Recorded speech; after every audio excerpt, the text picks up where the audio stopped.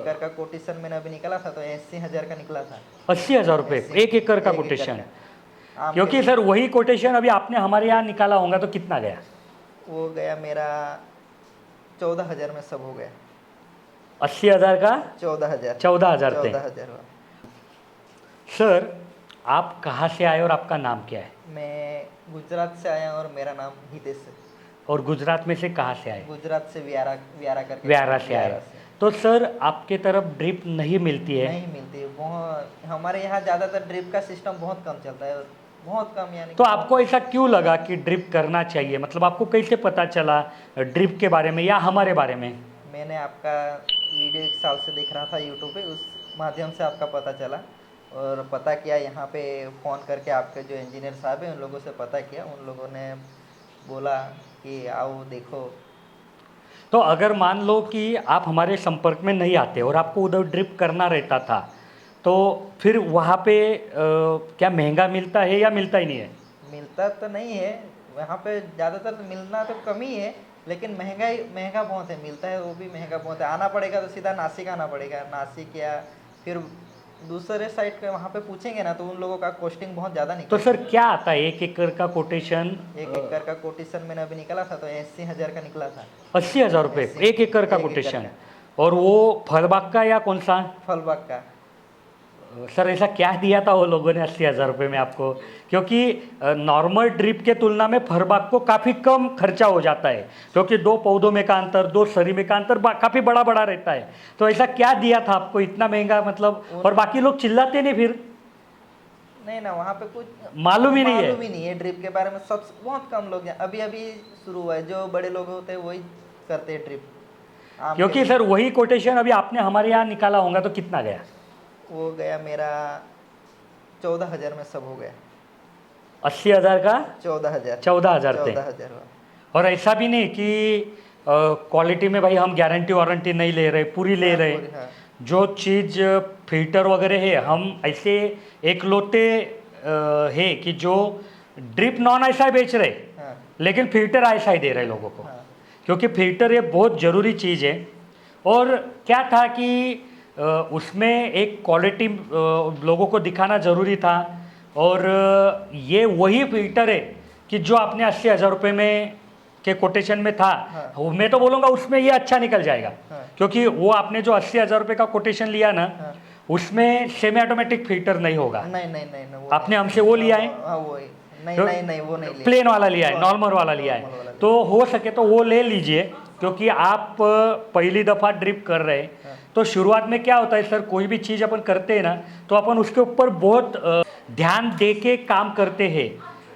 लेकिन जैसे जैसे वो पुराना होगा तो उसके ऊपर ध्यान नहीं रहेगा। और फिल्टर में क्या हो जाता है कि सिर्फ फिल्टर नहीं लगवाना है, फिल्टर टाइम टू टाइम आपको साफ भी करना है।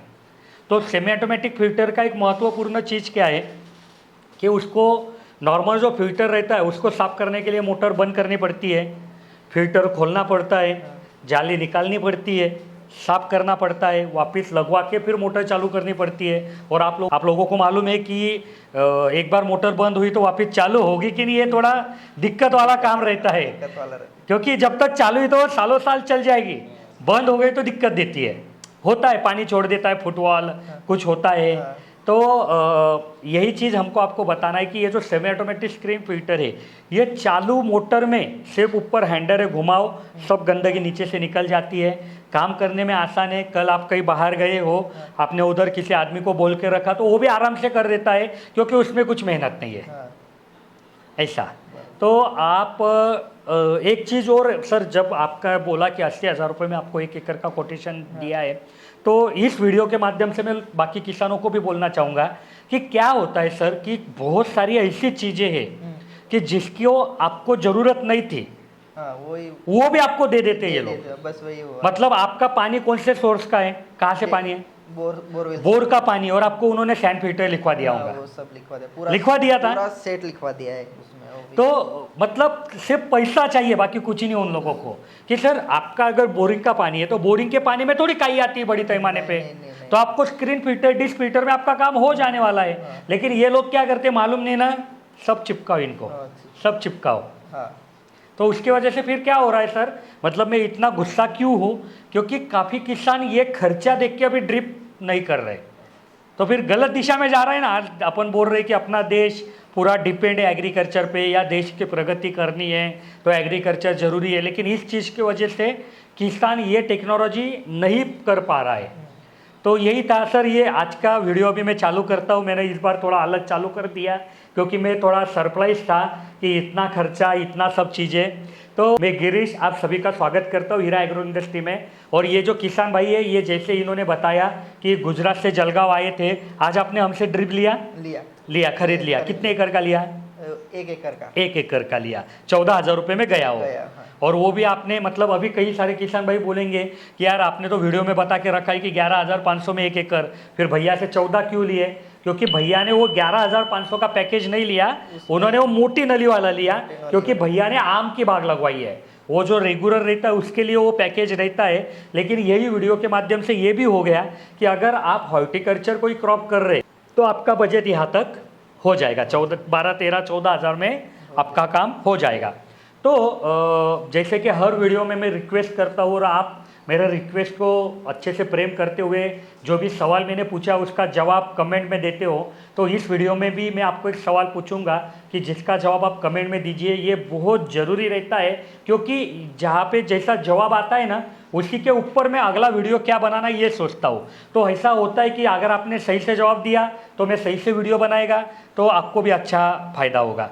तो आज का सवाल ऐसा है कि आपके एरिया में जो फसल लगती है उसमें हॉर्टिकल्चर कितना एरिया होगा? आपका जो भी गांव है, तहसील है, तो फल बागान कितने होंगे आपके एरिया में, ये थोड़ा बताइए। ऐसा नहीं कि एग्जैक्ट आना चाहिए 100 में कितना परसेंट है भाई, 5% है, 10% है, 25% है, ये डालिए। और साथ में आपका जो भी तहसील है उसका नाम डाल दीजिए, तो ये मेरे लिए बहुत फ़ायदेमंद होगा। और अगर ये वीडियो देखते समय आपके मन में कुछ भी सवाल आता है तो आप कमेंट में पूछिए, मैं उसका जवाब अगले कुछ वीडियो में देने की कोशिश करूंगा। और ये वीडियो आखिरी तक देखिए, क्योंकि जो सवाल ये किसान भाई पूछेंगे वही सवाल आपके मन में भी आने वाले हैं। तो अगर आपने यहीं पे उसके जवाब पा लिए तो आपका काम करना आसान हो जाएगा। तो सर कुछ सवाल है आपका?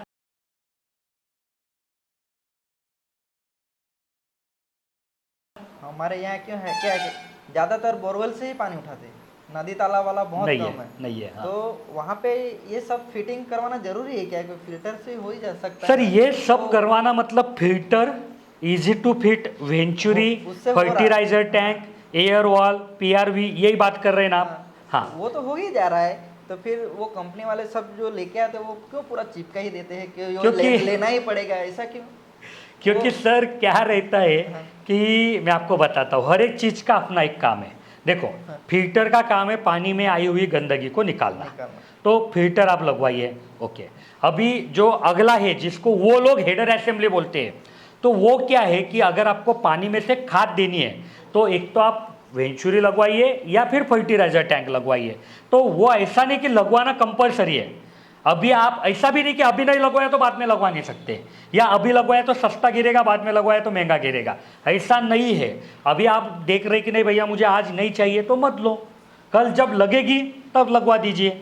हाँ, एयर वाल, तो एयर वाल आपको अगर हेडर असेंबली पे नहीं लगवाना है तो आप वहाँ पे सर्विस हेडर लगवा के एयर वाल लगवा दीजिए। ड्रिप इरिगेशन में एयर वाल बहुत ज़रूरी रहता है, क्योंकि क्या होता है सर कि आपने नीचे से पानी उठाया बोरिंग से या कुएँ से, और आपने पाइप के माध्यम से खेतों में लिया, और पाइप के माध्यम से फिर नलियों में लिया, और नलियों से बूंद बूंद आपके खेत में उसको गिराया। अभी ये पूरा क्लोज हो गया सिस्टम। मतलब नॉर्मल परिस्थिति में क्या रहता है कि पानी आपके पाइप में से निकलता है, फिर आप फ्लड इरिगेशन करते हैं। लेकिन यहाँ पे क्या हो गया कि आपने हर पाइप को आखिरी में एंड कैप लगवा के पैक करके रखा है, बराबर। तो इसके वजह से क्या होगा कि आपका ये पूरी सिस्टम क्लोज हो गई है। और क्या होता है सर कि आपने कितना भी बोला तो आपने जो एनआरवी लगवाया है, नॉन रिटर्न वॉल, वो आखिर में उतना अच्छे से काम नहीं करता है। जब लाइन वगैरह जाती है, मोटर बंद करती है, तो पाइपलाइन में से कुछ पानी आपके कुएं में, बोरिंग में वापस जाता है। तो जो पाइपलाइन में से पानी नीचे गया वहाँ पे वैक्यूम तैयार हो गया, और वैक्यूम तैयार हो गया मतलब क्या हो गया कि बाहर के वातावरण के तुलना में अंदर का वातावरण का प्रेशर कम हो गया। जैसे आपने कहीं न्यूज़ चैनल पे सुना होगा कि यार अरबी समुद्र में कम दबाव का पट्टा निर्माण होने से वहाँ पे बारिश होगी। तो ये क्या है कि भाई वहाँ पे कम दबाव होने से आजू बाजू की हवा उधर आ गई और फिर इसके लिए वहाँ पे बारिश होगी। तो यहाँ पे भी क्या होता है कि पूरा सिस्टम क्लोज है, पानी चला गया मतलब वहाँ पे वैक्यूम तैयार हो गई, हवा नहीं जा पा रही है क्योंकि सिस्टम क्लोज है। तो वहाँ पे बाहर की हवा अंदर जाने की कोशिश करेगी और आपने सब जगह पैक करके रखा है। तो एक ही जगह ऐसी है आपका ड्रिपर कि जहाँ पे आपने पानी गिरा के कीचड़ बनाया हुआ है, तो वहाँ से वो हवा अंदर जाएगी और वहाँ से जब वो अंदर जाएगी तो आपका जो कीचड़ युक्त तो पानी है वो भी साथ में लेके जाएगी। और बाद में क्या होगा कि मान लीजिए आपने कुछ जल्दी पानी नहीं चलवाया तो पानी जो था वो भाप बन के चला गया, कीचड़ था वो वहाँ पे सॉलिड फॉर्म में बन गया, तो आपका ड्रिपर चोकअप हो जाएगा। तो ये ना हो इसके लिए आपके पूरे सिस्टम में कहीं पे एक जगह ऊंचा पॉइंट निकाल के वहाँ पे एयर वार लगवा दीजिए। ये कोई ऐसा नहीं है कि भाई 100-200-500 रुपये में काम हो जाता है, तो वो है। तो ऐसा ज़रूरी नहीं कि पूरा लगवाना पड़ेगा, या धीरे धीरे जैसे समझ में आ रहा है वैसे भी आप लगवा सकते हो, लेकिन आपको एक आसानी हो इसके लिए। लेकिन आपके मन में जो दुविधा है वो अलग दुविधा है, ये तो ठीक है, ये सब चीज़ें आप लगवा सकते हो, लेकिन इसके साथ वो लोग आपको सैंड फिल्टर भी दे देते हैं, आपको हाइड्रोसाइक्लोन भी देते हैं, उसकी ज़रूरत आपको नहीं है। अगर आपका पानी में उस तरीके की गंदगी आ रही है तभी आप उसका इस्तेमाल करो, नहीं तो नहीं। और कुछ सवाल सर आपके? और कुछ सवाल? वो इंटरक्रॉपिंग के बारे में